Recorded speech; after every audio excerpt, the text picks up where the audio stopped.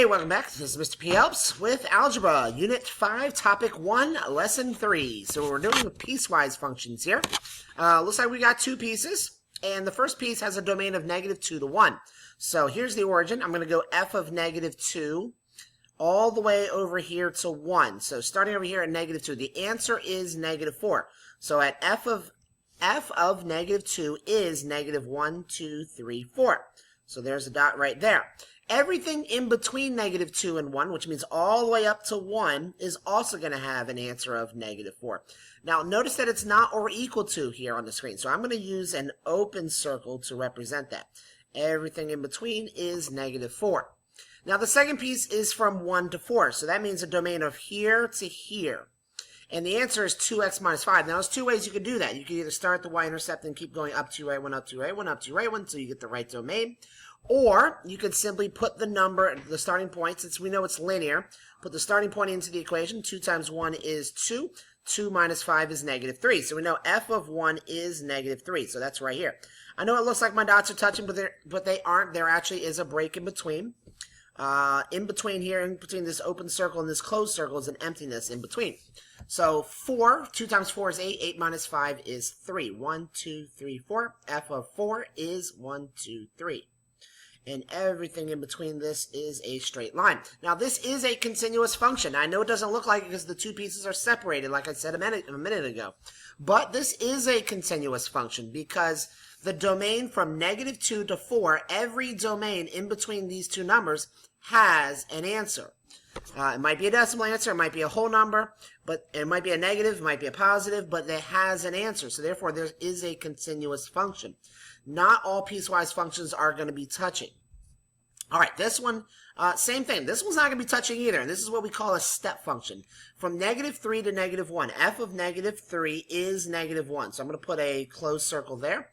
Now, notice that this is not an or equal to. This is just a less than. So that means this is going to be an open circle here at f of -1. Connect those with a line because everything in between these two numbers has an answer of -1. For the next piece, this domain has an answer of 0. So from -1, which is a closed dot, all the way up to +1, which is an open dot because it's not or equal to, has an answer of 0. And then the last one has an answer of 1, a height of 1. So from 1 to 3 has an answer of 1. Now, this is an or equal to sign, so both sides of this is going to have a closed circle. Now, the reason why we call this a step function is because it looks like steps, which we're going to talk about more in this video and in the next. All right, so homework. Very easy homework here because all you have to do is determine, well, f of -1 uses which one of these pieces. -1 falls under this category. Now, you might be thinking it falls under this category, but it's not or equal to. So -1 is not a part of this domain. It's only a part of this domain. So the answer is 0. There's no work to do here. For this question, f of x equals 2. What would x have to be? When does x equal 2? Now, x could be a lot of things. X could be 0. It could be 1. It could be 1.5, 1.1, 1.2. So really, you decide. It can be any of those numbers, and you put that number right here. Anything that meets this whoa, wait. Sorry. Anything that meets this criteria has an answer of 2. So let me try that again. This answer right here could either be 2, 2.1, 2.2, 2.3, 2.4, 2.01. It can be an infinite amount of answers as long as it's a number between 2 and 3, and it could be 2 or 3. It can actually be both of those numbers. So there's an infinite amount of answers you can put right there. F of -2 is what? F of -2 is between these two numbers, so that means the answer is -1 right here. F of what equals -1? So when does the answer equal -1? Well, here we go. Once again, you got lots of choices. You got an infinite amount of choices. Notice that -1 is not an answer here because -1 is not one of the choices that gives you -1 as an answer because it's not or equal to. So you could choose -3, -2. You could choose a decimal. You could choose anything in between -3 and -1, and that would also be an answer as well. So this homework should be very easy. I know I didn't write any of the answers in here because I hoped that you watch the video and that you actually understand and you're not just simply copying answers. All right, so I'm going to skip through that. So get to this lesson. So this lesson is about sending a care package. Just like in real life, you have to pay per ounce when you send a package.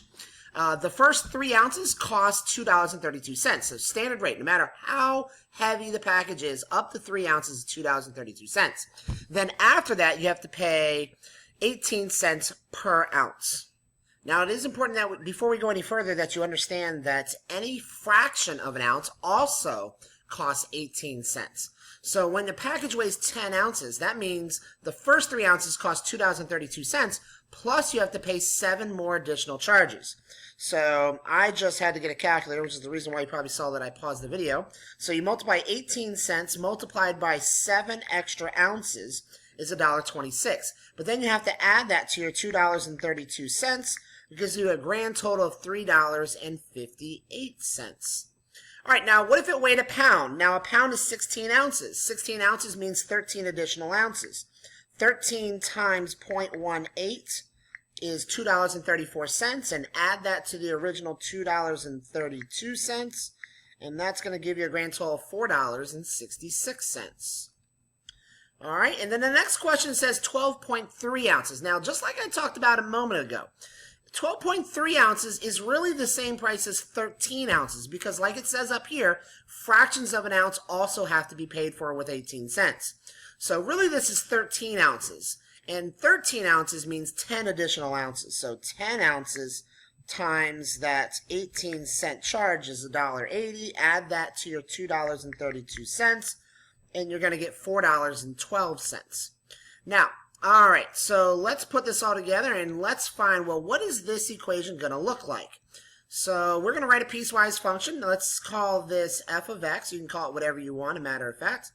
F of x is such that, so it's equal to, so the absolute lowest price that you can pay is the $2.32.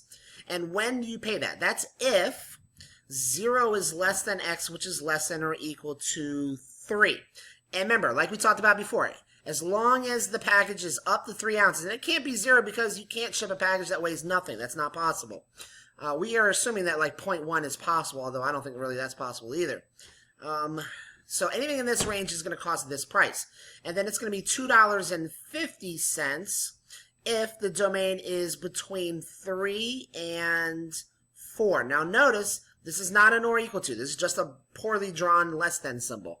Because 3 ounces costs this price, not this price.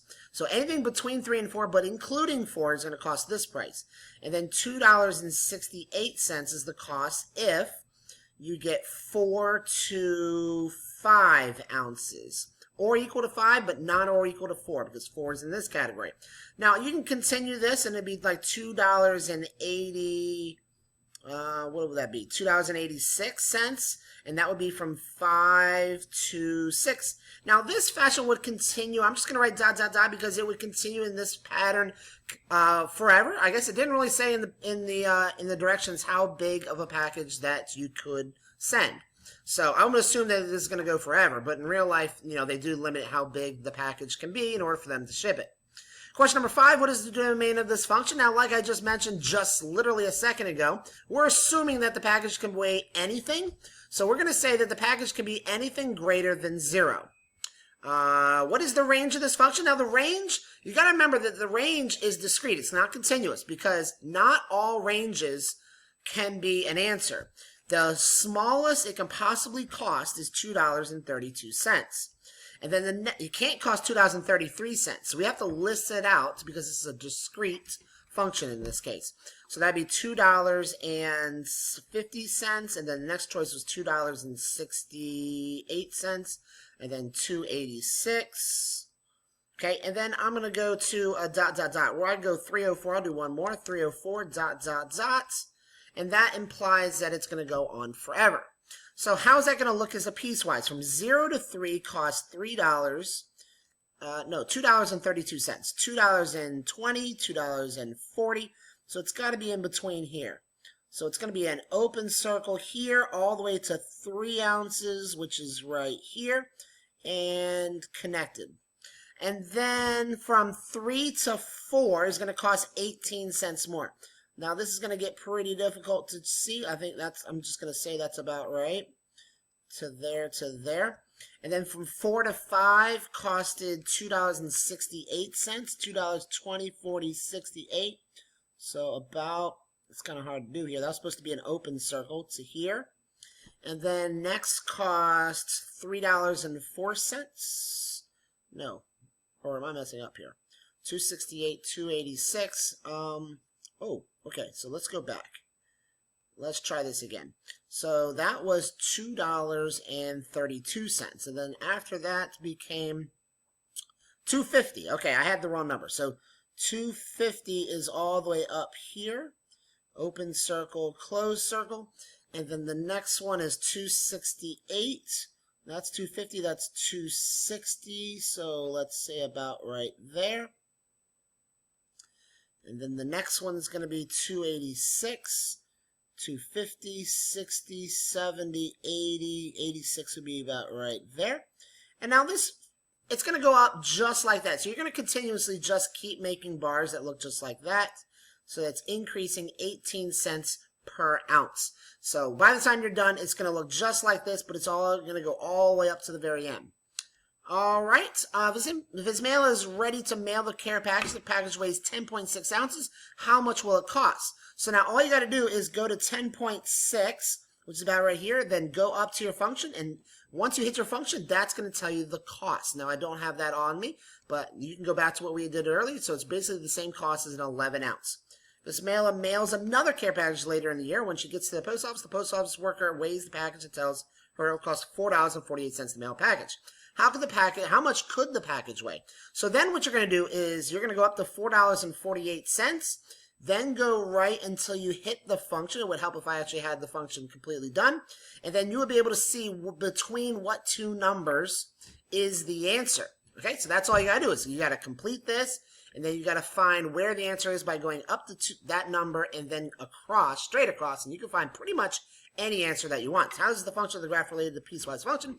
Well, it is a piecewise function because the domain is continuous. There is no break in the domain.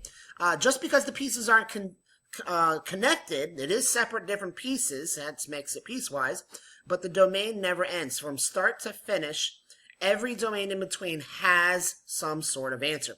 All right, I think I'm going to stop right there.